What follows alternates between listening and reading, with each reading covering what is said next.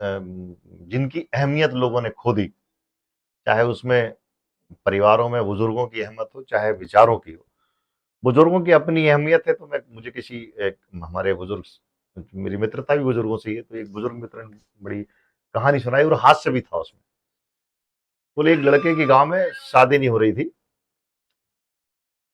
तो बहुत परेशान थे घर वाले लोग, बड़ी मुश्किल से उस लड़के की एक जगह सगाई वगाई हुई। तो जैसी सगाई हुई, तो जो वधु पक्ष था, लड़की वालों ने कहा कि साहब हम तैयार हैं, लेकिन बारात में एक भी बूढ़ा आदमी नहीं आना चाहिए। हाँ, अगर बूढ़ा आदमी आ जाएगा तो हम बारात वापस कर देंगे। मैंने कहा यार ये कैसा बवाल है, अब लड़के की तो शादी नहीं हो रही थी, तो घर वालों ने और मौसा मौसी फूफा मामा सब ने कहा कि भैया ठीक है, जिस तरह से मोड़े का ब्याह हो जाए, हमारे बहू घर आ जाए, भले ही न जाएंगे बारात में, न जाएंगे भैया, थोड़े मन दुखी होंगे तो जाएंगे, तो ठीक। अब सब हो गया साहब, तैयारी शादी ब्याह की हो गई और बस बारात जाने लग गई। तो बुजुर्ग रहते हैं, उनके पास अनुभवों का वो भंडार होता है ज्ञान का, जिसकी कोई सीमा नहीं होती, जिनको आजकल लोग नकार रहे हैं, आज के बच्चे भी नकार रहे हैं। एक बुजुर्ग बोले भैया देखो हमें ले चलो, तो उन्होंने कहा नहीं साहब तुम्हारे चक्कर में मेरा ब्याह टूट जाएगा। अरे बोले तुम ले तो चलो मुझे। बोले नहीं ले जाऊंगा, बोले नहीं ले चलो, और हम बिल्कुल नहीं दिखेंगे, तो हम पेटी में रख लो। पहले वो जैसे सामान नहीं आता था, मतलब अटैची मटैची बड़ी बड़ी पेटी जाती थी उस दिन, वो पेटी घरों में एक एक दो दो पेटी सबके यहाँ आज भी है। वो पेटी ब्याह में ही निकलती थी, जब उसके वधु पक्ष के मतलब बच्ची के लिए जो सामान जाता था ना, चढ़ाई का सामान जाएगा तो उसमें और नरियल निकलेंगे, साड़ी ब्लाउज निकलेंगे, वो पेटी में। बोले ऐसी पेटी है वो, एक और रख लो, हम उस पेटी में बैठ जाएंगे। दो छेद करवा दिए सांस लेने, ये बाबा बैठ गए पेटी में। चली बारात, पहुंच गई बारात, बारात लग गई खूब, बाराती नच रहे थे, खा कूद रहे थे बारात में। अब खाना लगा साहब, उन्होंने कहा कि भैया बाराती कितने के साहब? 50।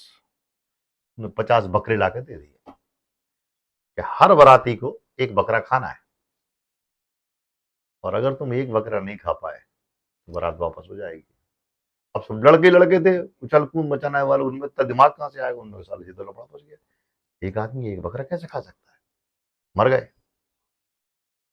सब। बारात में सन्नाटा, वो पेटी में बैठे बैठे दादा को भैया क्या हो गया? अरे कहते तुम चुप रहो यार, तुम और पकड़वा दोगे तो फिर शादी रुक जाएगी, एक तो हम वैसे ही परेशान है। अरे तो हमें तो बताओ।